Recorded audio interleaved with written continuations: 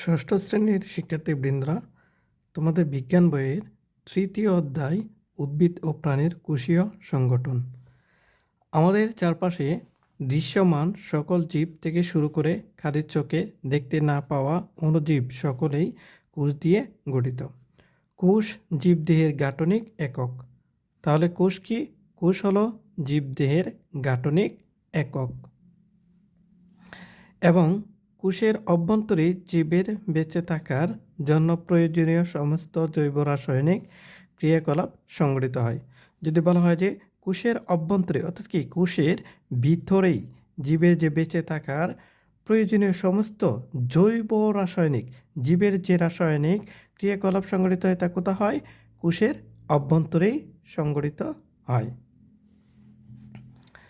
কোষ পার্ট 1 কোষ। জীবদেহের গঠন ও কাজের একক হলো কোষ। তাহলে জীবদেহের গঠন ও কাজের একক কি? কোষ। পৃথিবীতে অনেক জীব আছে যারা একটি মাত্র কোষ দিয়ে গঠিত, যেমন ব্যাকটেরিয়া, প্রোটোজোয়া ইত্যাদি। তাহলে শুধুমাত্র একটি মাত্র কোষ দিয়ে, তাহলে একটি মাত্র কোষ কেমন? জাস্ট এরকম একটা কোষ, এই একটি মাত্র কোষ দিয়ে গঠিত, যেমন ব্যাকটেরিয়া, প্রোটোজোয়া ইত্যাদি। বহুনির্বাচনে আসতে পারে যে জীবদের গঠন ও কাজের একক কি? তাহলে কী হবে? কোষ। আর ব্যাকটেরিয়া, প্রোটোজোয়া কয়টি কোষ দিয়ে গঠিত? শুধুমাত্র একটি কোষ দিয়ে গঠিত। অনেক জীব বহু সংখ্যক কোষ দিয়ে গঠিত, যেমন মানুষ, গাছ, পাখি দেহ অসংখ্য কোষ দিয়ে গঠিত। তাহলে মানুষ এবং গাছ অথবা পাখি দেহ কত সংখ্যক কোষ দিয়ে গঠিত? বহু সংখ্যক কোষ দিয়ে গঠিত।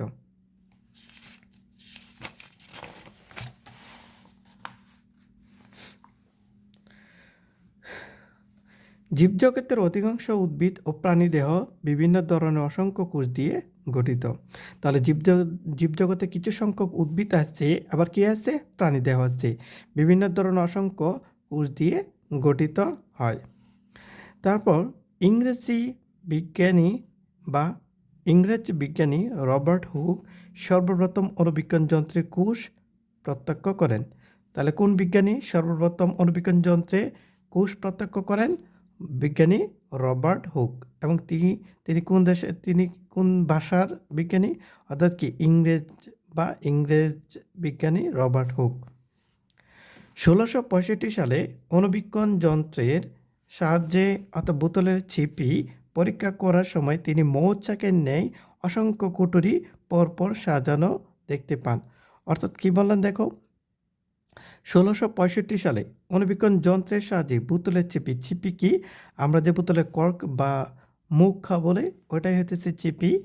এই পরীক্ষা করার জন্য সময় তিনি মৌচাকের ন্যায় অসংখ্য কুঠুরি পরপর সাজানো দেখতে পান। এই যে এরকম মৌচাকের মতো কুঠুরি বা সেল বলা হয়, যেরকম জেলখানায় যে সেলগুলো থাকে ছোট ছোট, এরকম সেলগুলোকে বলা হয় কি? কোষ।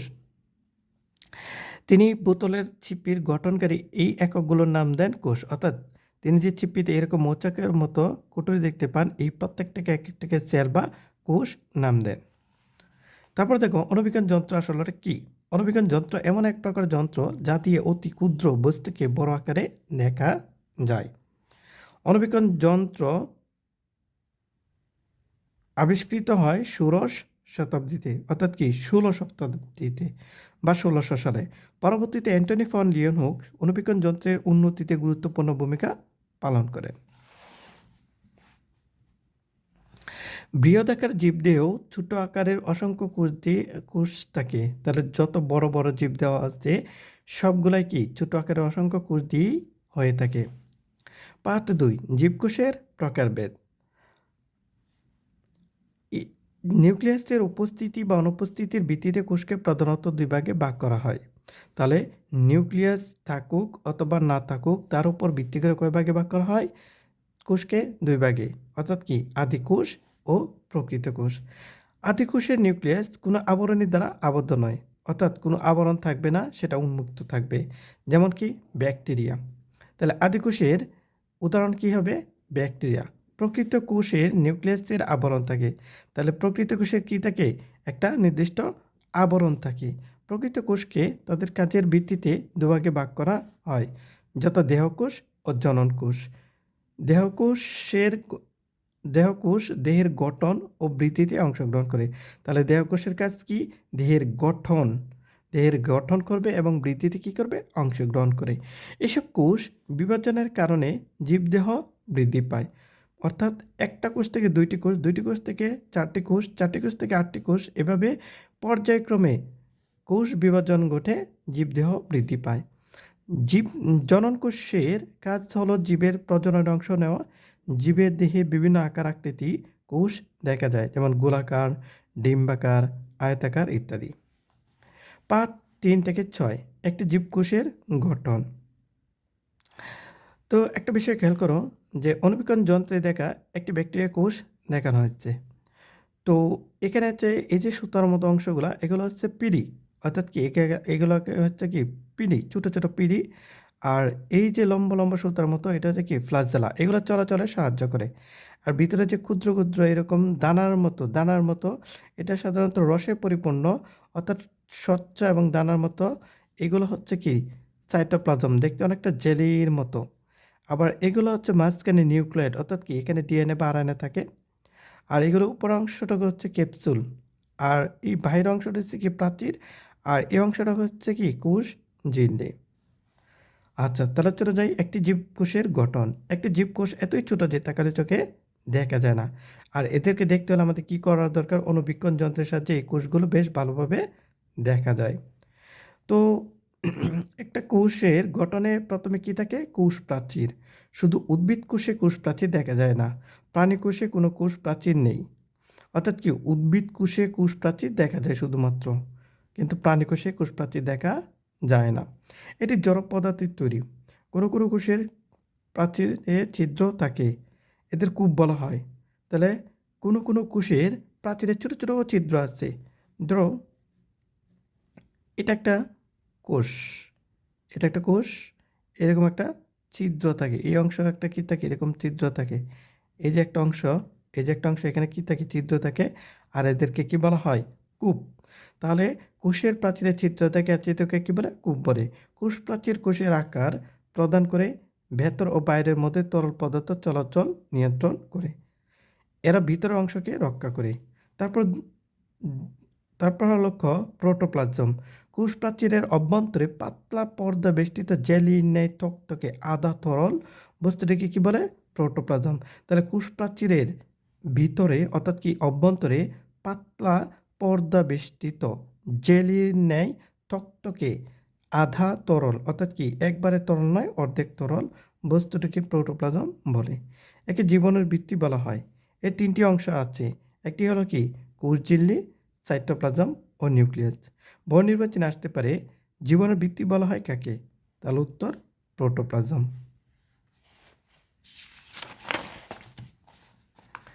তো এটা হচ্ছে প্রাণী কোষ, আর এটা কি উদ্ভিদ কোষ।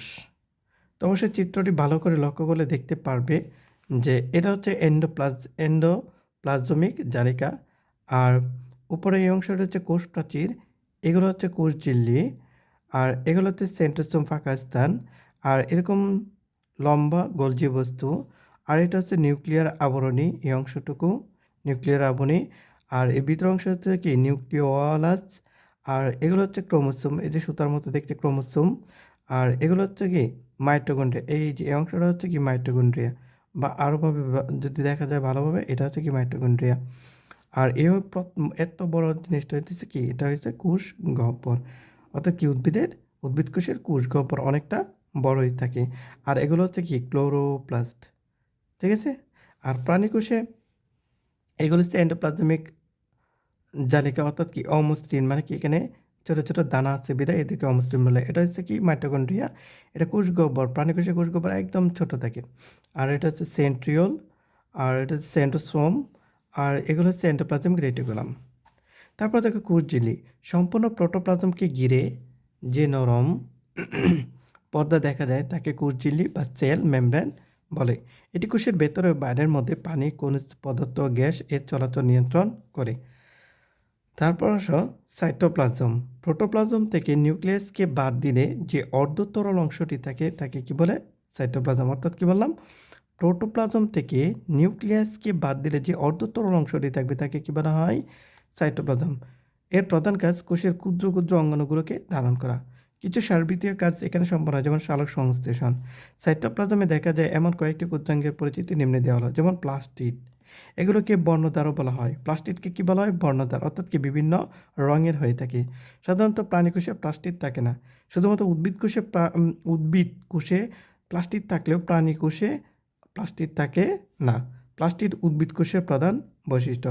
পাতা, ফুল বা ফলের যে বিচিত্র রং আমরা দেখতে পাই তা সবই প্লাস্টিডের কারণ হয়। কারণ অনেক সময় পাতা কেমন হয়? লালও হয়, হলুদও হয়, সবুজও হয়। আবার ফুল বিভিন্ন রঙের হয়। ফল কি কাঁচা অবস্থায় সবুজ থাকে এবং পাকা অবস্থায় বিভিন্ন ধরনের রঙের হয় বা হলুদে পরিণত হয়। এগুলো সাধারণত প্লাস্টিডের কারণে হয়ে থাকে। সবুজ প্লাস্টিড প্রধানত খাদ্য তৈরিতে সাহায্য করে। তাহলে সবুজের প্লাস্টিডের কাজ কি? খাদ্য তৈরি করা। অন্যান্য রঙের প্লাস্টিডগুলো উদ্ভিদের বিভিন্ন অঙ্গকে রঙিন করে আকর্ষণীয় করে তোলে। বর্ণহীন প্লাস্টিড খাদ্য সঞ্চয় করে। তাহলে যে সকল বর্ণহীন, অর্থাৎ কি কোনো রং নাই, সেই সকল প্লাস্টিড কী করে? খাদ্য সঞ্চয় করে। তারপর আসো কোষ গহ্বর। পেঁয়াজের কোষ পরীক্ষা করে দেখাও, দেখবে যে কোষের মধ্যে বৃহৎ একটি ফাঁকা জায়গা রয়েছে, এটাকে কোষ গহ্বর বলে। অর্থাৎ এমন একটা বড় কোষ গহ্বর থাকে। নতুন কোষের গহ্বর ক্ষুদ্র বা অনুপস্থিত থাকতে পারে, কিন্তু একটি পরিণত উদ্ভিদ কোষে এই গহ্বরটি বেশ বড়। এই যে এরকম বড় একটা কোষ গহ্বর থাকে। উদ্ভিদ কোষে অবশ্যই গহ্বর থাকবে। একটি প্রাণী কোষে সাধারণত কোষ গহ্বর থাকে না, তবে যদি থাকে তাহলে সেটি হবে ছোট। এই যে প্রাণী কোষে কোনো কোষ গহ্বর নাই, কিন্তু থাকলেও এরকম ছোট্ট থাকবে। এই যে একটা, এই যে একটা, এই যে একটা, ছোট ছোট। তারপর কোষ গহ্বর যে রসে থাকে তাকে কোষরস বলে। কোষ গহ্বর উদ্ভিদ কোষের একটি গুরুত্বপূর্ণ বৈশিষ্ট্য। কোষ গহ্বর কোষরসের আধার হিসেবে কাজ করে। তাহলে কোষ গহ্বর কোষরসের কী হিসেবে কাজ করে? আধার হিসেবে কাজ করে। তারপর আসো মাইটোকন্ড্রিয়া। এক এক কোষের শক্তি উৎপাদন কেন্দ্র বা পাওয়ার হাউস বলে। তাহলে মাইটোকন্ড্রিয়াকে কী বলা হয়? পাওয়ার হাউস বা শক্তি উৎপাদন কেন্দ্র বলা হয়। তাহলে কোষের শক্তি উৎপাদন কেন্দ্র কাকে বলা হয়? মাইটোকন্ড্রিয়া। আর ইংরেজিতে কী বলে? Power house. কারণ এই অঙ্গাণুর অভ্যন্তরে শক্তি উৎপাদনের প্রায় সকল বিক্রিয়া ঘটে থাকে। এরা দণ্ডাকার, বৃত্তাকার বা তারকাকার হতে পারে। তাহলে মাইটোকন্ড্রিয়া দেখতে কেমন হয়? দণ্ডাকার, বৃত্তাকার বা তারকাকার হতে পারে। এরা দুই স্তর বিশিষ্ট ঝিল্লি দিয়ে আবৃত থাকে। বাইরের স্তর মসৃণ, কিন্তু ভিতরের স্তরটি কি? ভাঁজ যুক্ত। মাইটোকন্ড্রিয়ার প্রধান কাজ শ্বসন প্রক্রিয়ায় সাহায্য করে শক্তি উৎপাদন করা। তাহলে মাইটোকন্ড্রিয়ার প্রধান কাজ কি? শ্বসন প্রক্রিয়ায় সাহায্য করে শক্তি উৎপাদন করা। তাই মাইটোকন্ড্রিয়াকে শক্তির আধার বলে বা পাওয়ার হাউস বলা হয়। তারপর সব পার্ট 7 থেকে 8 নিউক্লিয়াস। প্রোটোপ্লাজমের মধ্যে ভাসমান গোলাকার ঘনবস্তুটি হলো নিউক্লিয়াস। এই যে এই অংশটুকু হচ্ছে কি? নিউক্লিয়াস। নিউক্লিয়াস কোষের সকল সার্বত্রিক কাজ নিয়ন্ত্রণ করে। নবীন কোষে এদের অবস্থান কোষের কেন্দ্রে। পরিণত কোষে এদের স্থান পরিবর্তন হতে পারে। এরা গোলাকার, তবে কখনো কখনো উপবৃত্তাকার বা নলাকার হয়ে থাকে। নিউক্লিয়াস প্রধানত নিউক্লিয়ার মেমব্রেন, নিউক্লিওপ্লাজম, ক্রোমাটিন তন্তু ও নিউক্লিওলাস নিয়ে গঠিত। তাহলে কয়টি অংশ নিয়ে গঠিত? 4টি। নিউক্লিয়ার মেমব্রেন, নিউক্লিওপ্লাজম, ক্রোমাটিন তন্তু ও নিউক্লিওলাস। নিউক্লিয়ার মেমব্রেন এটি নিউক্লিয়াসকে ঘিরে রাখে। এই আবরণী সাইটোপ্লাজম থেকে নিউক্লিয়াসের ভিতরের বস্তুগুলোকে আলাদা করে রাখে। একই সাথে এটি তরল পদার্থের চলাচল নিয়ন্ত্রণ করে। এই যে এই অংশটা হচ্ছে নিউক্লিয়ার মেমব্রেন। এই অংশ, এগুলো উপরে যে আছে এই অংশটুকু, এই অংশটি হচ্ছে নিউক্লিয়ার মেমব্রেন। তারপরে নিউক্লিওপ্লাজম। নিউক্লিয়াসের ভিতরের তরল স্বচ্ছ পদার্থটি হচ্ছে কি? নিউক্লিওপ্লাজম। এর মধ্যে ক্রোমাটিন তন্তু ও নিউক্লিওলাস থাকে। এই যে ক্ষুদ্র ক্ষুদ্র দানার মতো, ছোটো ছোটো একদম দানার মতো, এটা হচ্ছে কি? নিউক্লিওপ্লাজম। আর ভিতরে একটা কি থাকে? নিউক্লিওলাস থাকে।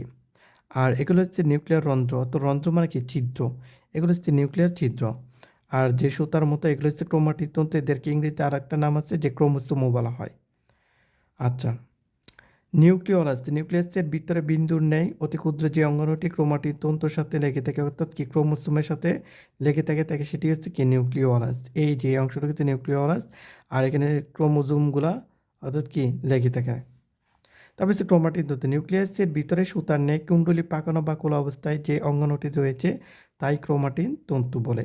এই যে এরকম কুণ্ডলী আকারে পাকানো অবস্থায় থাকে আর সুতার মতো দেখতে, এগুলো হচ্ছে ক্রোমাটিন তন্তু বা ক্রোমোসোম। এটি জীবের বৈশিষ্ট্য বহন করে পরবর্তী প্রজন্মে নিয়ে যায়। তাহলে জীবের বৈশিষ্ট্য বহন কে করে? তাহলে কি বলবো? যে ক্রোমাটিন তন্তু বা ক্রোমোসোম। এরা কোষের বৃদ্ধি বা যে কোনো ক্রিয়া বিক্রিয়া নিয়ন্ত্রণ করে। পাঠ 9 থেকে 10। জীবদেহে কোষের ভূমিকা। কোষ কি তা তোমরা জেনেছ। কতগুলো কোষ একত্রিত হয়ে যখন একই ধরনের কাজ করে তখন তাকে কলা বা টিস্যু বলে।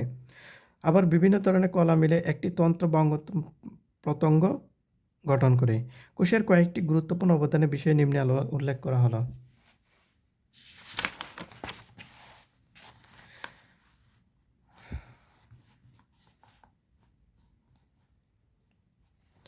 বিভিন্ন ধরনের কলা গঠন। অনেকগুলো কোষ সম্মিলিতভাবে একটি কলা ও কলাতন্ত্র গঠন করে।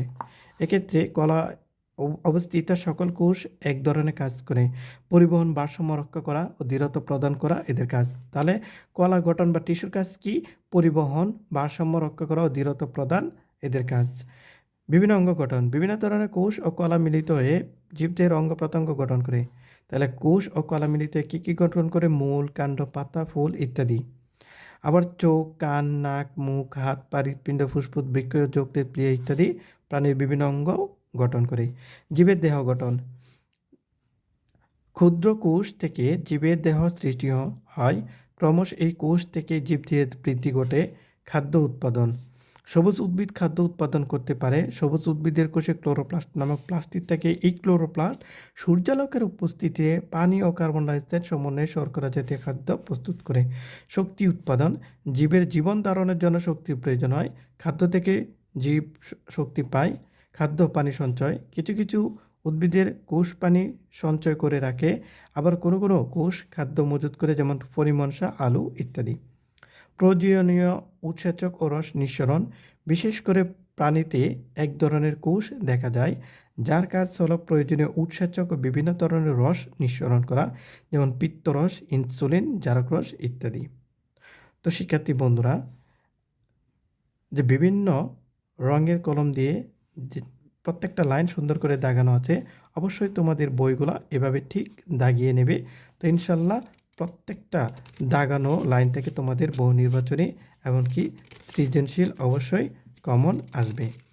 তো তোমরা এরকম সুন্দর সুন্দর ভিডিও পেতে অবশ্যই আমার চ্যানেলটি সাবস্ক্রাইব ও লাইক দিয়ে পাশে থাকো।